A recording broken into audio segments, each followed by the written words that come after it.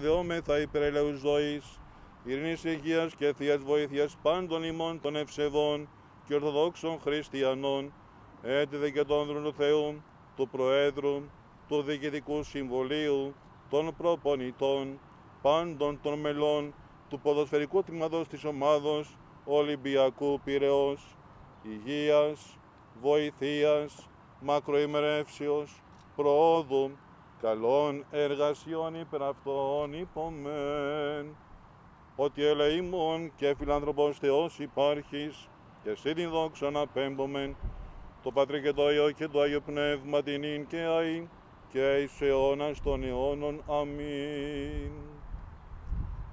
Σώσον, Κύριε, των λαών σου, και ευλόγησον την κληρονομίαν σου, νίκας της ευσεβέσιν, κατ' εναντίον δωρούμενος, και των σων φυλάτων, δια του σταυρού σου πολίτευμα. Καλή χρονιά.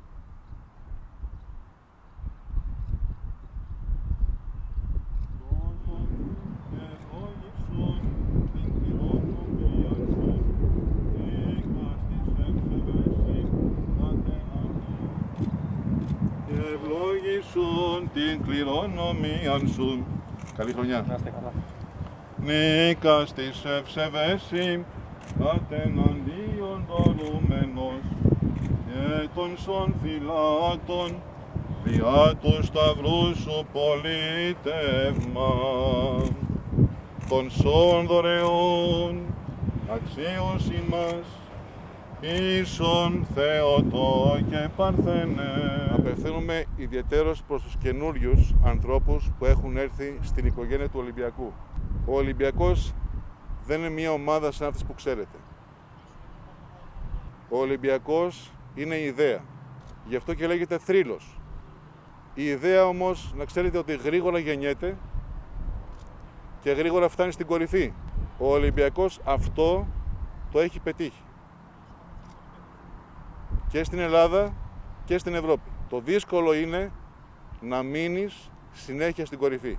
Μέχρι τώρα με τη βοήθεια του Προέδρου μας, του Συμβουλίου και όλων των ανθρώπων οι οποίοι συμβάλλουν στον Ολυμπιακό, το έχουμε πετύχει.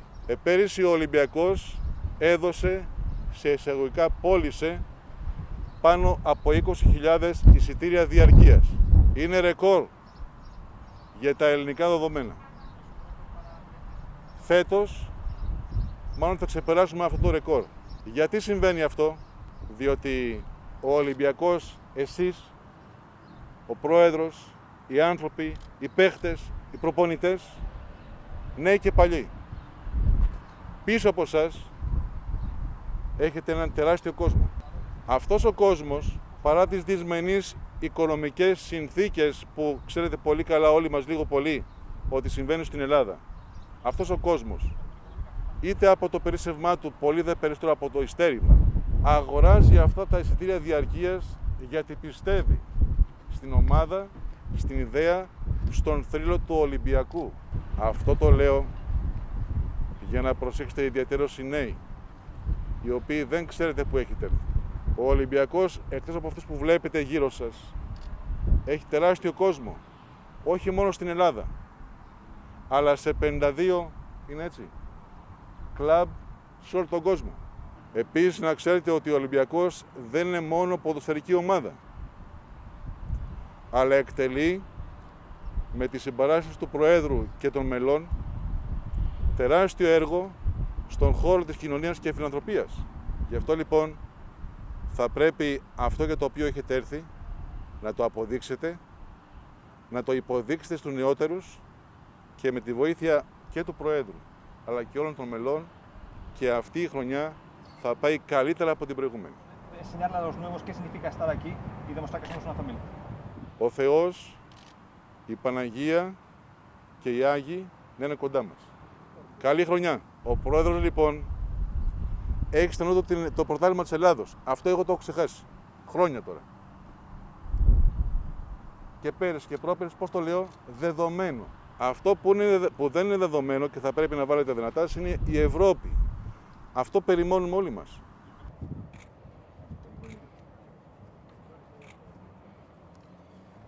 Καλή χρονιά. Ναι, έχεις. Καλή χρονιά. Ποιος είναι ο Ανδρούτσος, ρε παιδιά? Εσύ ο Ανδρούτσος. Σε έβλεπα στη τηλεόραση.